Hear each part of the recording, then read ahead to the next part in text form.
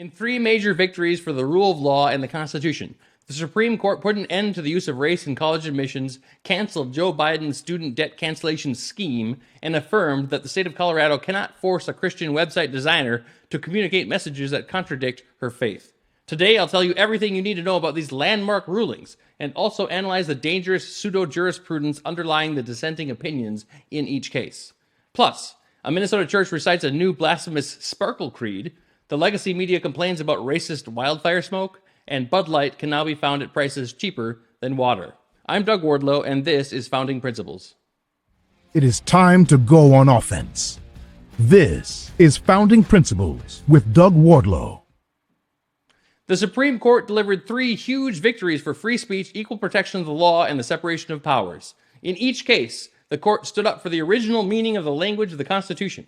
Each case was decided with 6 justices in the majority and 3 justices dissenting, revealing a stark contrast between the justices who actually believe in traditional jurisprudence, where judges apply the law to the facts before them, and the wacky pseudo-jurisprudence of the far left, where judges view the law as a flexible tool that can be changed at will to incorporate the judge's personal and political views and values. Considered together, the dissents in each case showcase just how horrible and tyrannical a Supreme Court consisting of 5 or more far-left justices would be. But first, I'll discuss each case in turn. Then, I'll offer my thoughts on what all these cases considered together mean for the Constitution and the long-term prospects for freedom and the rule of law in America. You're not going to get this kind of analysis anywhere else, so be sure to watch through the entire episode to the end. So, without further ado, let's dive into the first case. Students for fair admissions versus Harvard and the University of North Carolina. By a vote of 6-3, the justices ruled that the University of North Carolina and Harvard College violated the Constitution's Equal Protection Clause. Chief Justice Roberts, writing for the court and joined by Justices Alito, Thomas, Gorsuch, Kavanaugh, and Barrett, spends the first portion of the opinion tracing the history of equal protection jurisprudence, starting, of course, with the enactment of the Equal Protection Clause itself. Proposed by Congress and ratified by the states in the wake of the Civil War, the 14th Amendment provides that no state shall deny to any person the equal protection of the laws. Roberts explains that the Equal Protection Clause was described by those who originally proposed it as, quote, not permitting any distinction of law based on race or color. Roberts then traces the history of the deplorable doctrine of separate but equal under Plessy versus Ferguson that allowed discrimination to deface a large portion of the country for half a century until finally the original understanding and the truth of the 14th Amendment reemerged. That is, separate cannot be equal. And so Plessy was overruled in Brown versus Board of Education, where the court held unequivocally that racial discrimination in public education is unconstitutional under the original meaning of the Equal Protection Clause. Soon thereafter, the principles of non-discrimination were extended to many other areas of public life, affirming the principle that, as Robert puts it, quote, eliminating racial discrimination means eliminating all of it. Any exception to the Constitution's equal protection requirement must withstand the very daunting, difficult-to-pass test of strict scrutiny. That is, a racial classification cannot survive an Equal Protection Clause challenge unless the racial classification both furthers a compelling government interest and is absolutely necessary to achieve that compelling interest. Roberts observes that both UNC and Harvard consider race as part of their admissions process in order to advance goals that are in and of themselves commendable. For example, training future leaders, acquiring new knowledge based on diverse outlooks, promoting a robust marketplace of ideas, and preparing engaged and productive citizens. But these commendable goals are not sufficiently coherent for purposes of strict scrutiny. They can't be measured. And even if they could be measured, it's not possible to know when the goals have been achieved so that racial preferences can end. Because they can't be measured and are not sufficiently coherent, the goals are not compelling interests that can justify the use of a racial classification. Roberts further points out that the school's race-based admissions programs fail to show any meaningful connection between the means they employ, that is, racial classifications, and the goals they are pursuing. The racial categories used are arbitrary. There are categories for some racial groups and not others.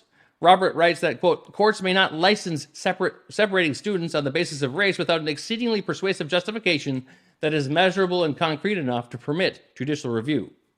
Roberts, writing for the court, further notes that the admissions programs require racial stereotyping, which the court expressly forbade in the Grutter versus Bollinger decision, which limited the use of race in admissions but allowed it to continue while noting that its use must eventually come to an end, perhaps after 25 years.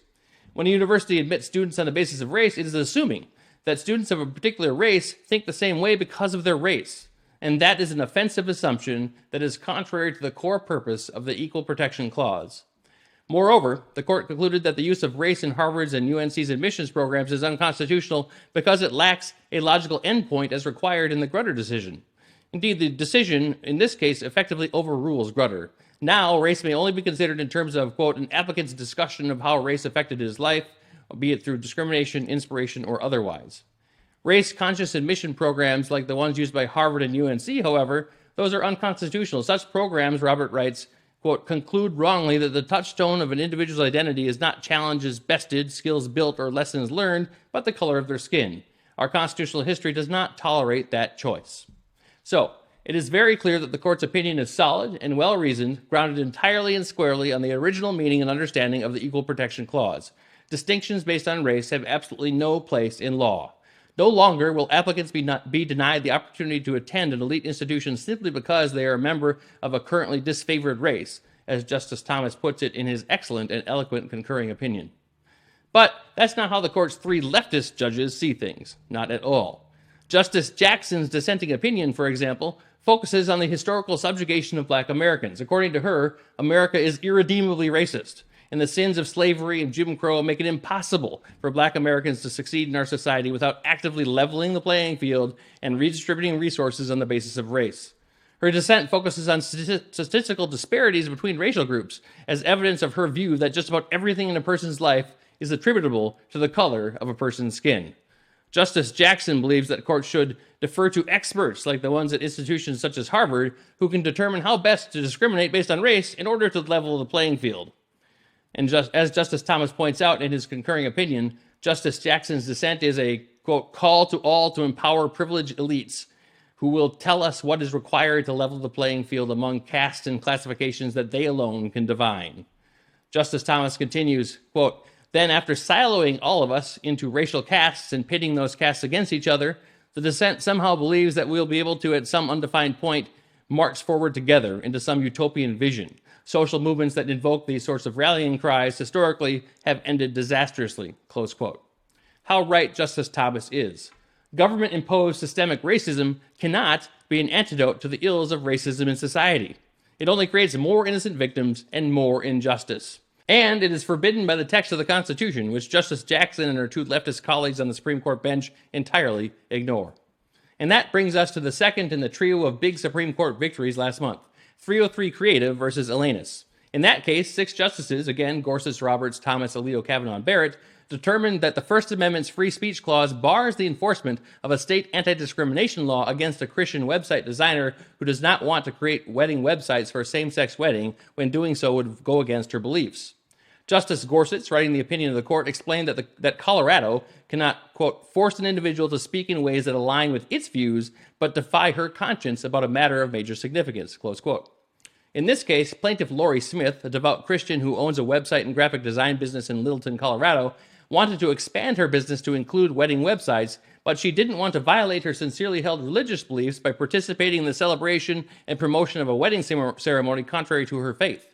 She went to federal court to obtain a ruling that enforcing Colorado's anti-discrimination law against her would violate her First Amendment right to freedom of speech, and she won. In Gorsuch's majority opinion, he observes that creating a website is clearly expressive activity. Indeed, Colorado and Smith agreed on that point. And that means that the First Amendment's protection of free speech applies in full force. The court reasoned that if Smith wants to speak, she must choose between following her conscience and violating Colorado law, or following the law and violating her religious beliefs. Under the Supreme Court's First Amendment jurisprudence, Gorsuch concluded, that is enough, more than enough, to represent an impermissible abridgment of the First Amendment's right to speak freely. Alliance Defending Freedom, or ADF, an outstanding Christian public interest law firm where I was proud to serve as legal counsel for several years, represented Smith and hailed Friday's decision. ADF President and CEO Kristen Wagoner observed that the court, quote, rightly reaffirmed that the government can't force Americans to say things they don't believe. She continued, quote, disagreement isn't discrimination, and the government can't mislabel speech as discrimination to censor it. She's exactly right. And that's where the three leftist dissenting judges go wrong. They would allow the government to compel anyone who accepts a commission to create expression or to speak, to accept all commissions on that topic, no matter what message is being spoken, whenever the topic implicates a statutorily protected trait, in this case, sexual orientation. But as Gorsuch points out, That would allow the government to put the label of discrimination on the speech and expression of all manner of artists and speechwriters, forcing them to either speak what they don't believe or face a government-imposed penalty. The original meaning of the First Amendment simply doesn't allow that. Colorado can have and enforce its anti-discrimination laws, certainly, but when those laws contravene the constitutional rights of the people, then the Constitution, the supreme law of the land, must take precedence. In the words of Justice Gorsuch, quote, "The First Amendment envisions the United States as a rich and complex place where all persons are free to think and speak as they wish, not as the government demands." Finally, in the third of the trio of huge Supreme Court victories for the Constitution and the rule of law, the Supreme Court, on a 6-3 vote, struck down President Biden's student loan admissions program.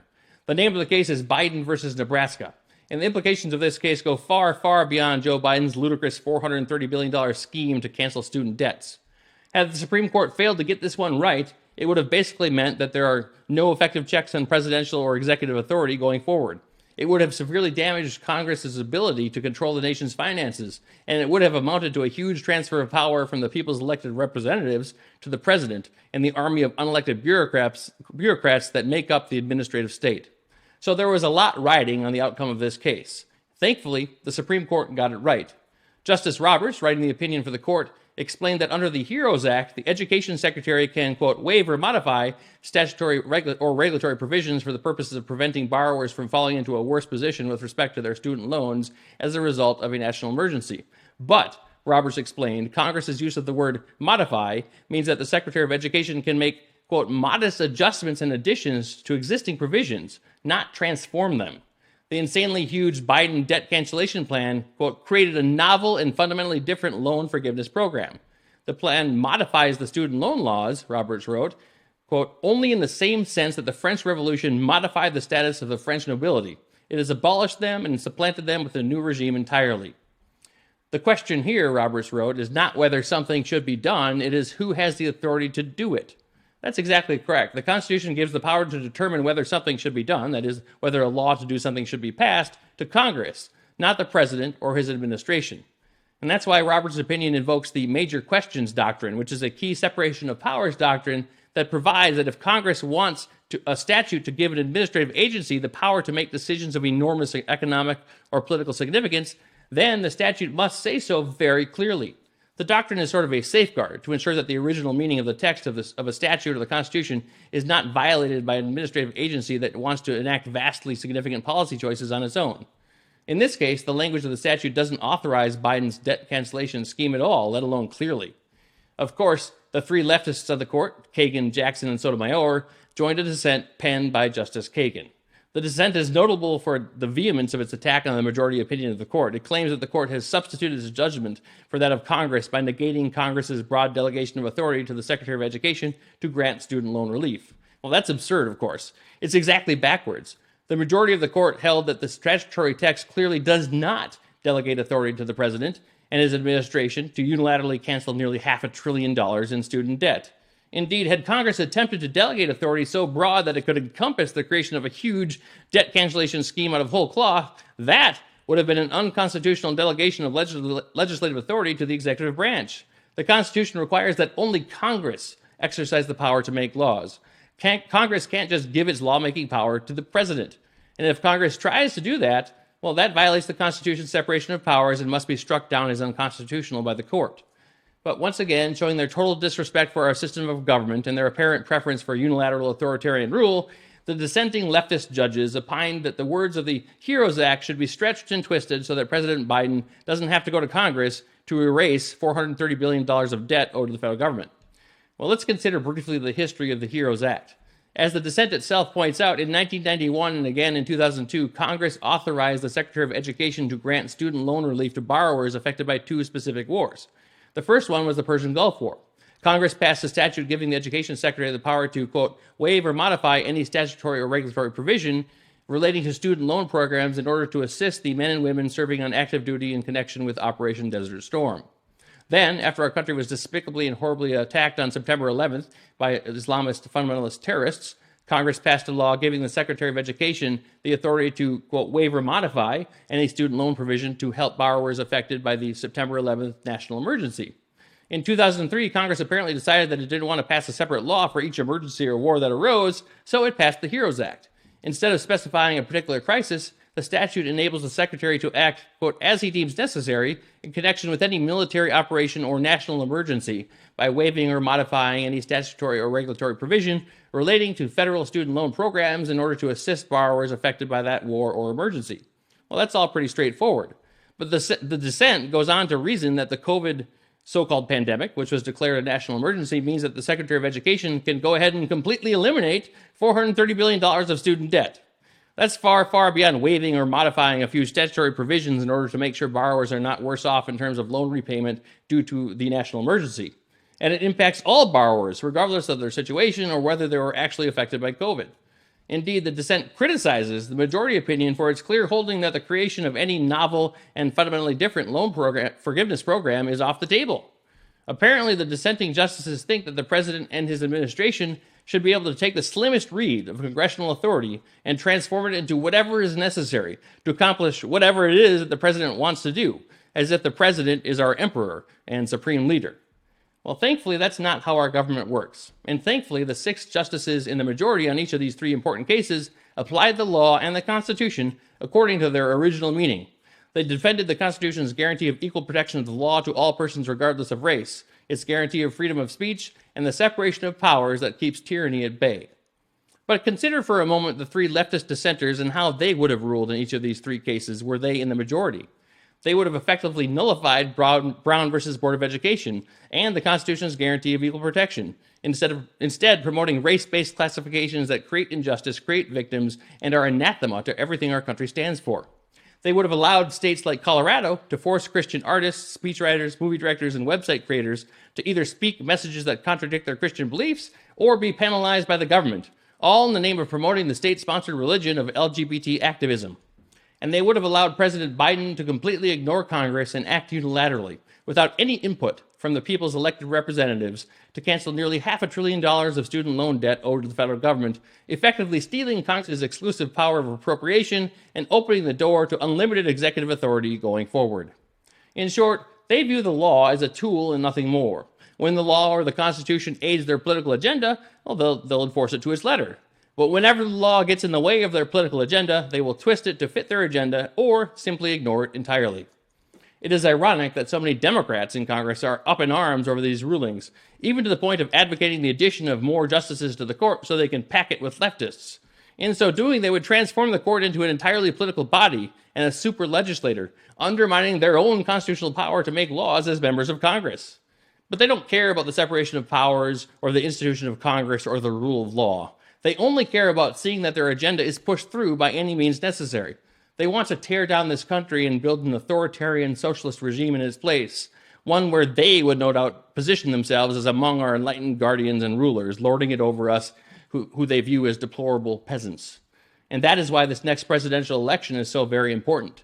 We must not add leftists to the federal bench, and especially not to the Supreme Court. We can discuss how the Supreme Court might need to be reformed to encourage justices to make rulings that stick to the original meaning of the text of the laws and the Constitution. And certainly judicial supremacy has gotten a bit out of control. But right now, the High Court is acting as a bulwark against the leftists who want to shred the Constitution and abandon the rule of law itself. We cannot afford to lose it. Well, if you like the content that we are providing, please subscribe to our channel, like the video, drop a comment down in the comment sections. If you're listening to the audio podcast, give us a 5-star rating. Doing each of those things helps us tremendously. Now on to Behind the Headlines. First up today, Minnesota is back in the news again, unfortunately. A Lutheran church in suburban Edina went viral when a female pastor there recited what she called the Sparkle Creed with the congregants. No, I'm not joking. The Sparkle Creed includes false, misleading, and nonsensical statements, such as the statement that God is non-binary, that his pronouns are plural, and that Jesus had 2 dads, and that love is love, whatever that means. You can look up the words to the Sparkle Creed if you like, although it will almost certainly infuriate you. Now, when we Christians gather together and confess the words of the ecumenical creeds, we are professing the one true faith in front of God and everyone around us. They are ancient creedal statements that testify to the true character of God himself and the core beliefs of Christianity that stretch all the way back to Jesus' resurrection and the foundation of the church. The Sparkle Creed, on the other hand, was made to support the LGBT agenda. Its purpose isn't to serve God, it's to serve man and the ridiculous pride movement. It's laughable to call this church Lutheran in any meaningful way. Indeed, it's ridiculous to even call it a church if they're professing this blasphemous creed. If Martin Luther were alive today, he would condemn this ludicrous and blasphemous sparkle creed, the so-called church that invented it, and the church's pastor in the strongest terms possible. Unfortunately, many church leaders have decided to take the path of least resistance and try to adapt to the world rather than lead with the gospel. It's easy to simply echo what's popular, but that's not leadership. It's not truth, and it's leading people astray. Conservative Christians need to stand up as leaders in the church, boldly profess truth, stand against every element of the culture that militates against truth and the gospel, make disciples of all people, and keep Jesus at the center of everything. He is the way, the truth, and the life, and nobody comes to the Father except through him. Recent headlines across the nation dumbfounded millions of Americans. Multiple publications, when reporting on the Canadian wildfires, decided to use a headline similar to "Smoke from Canada wildfires is increasing health risks in Black and poor U.S. communities." What the heck?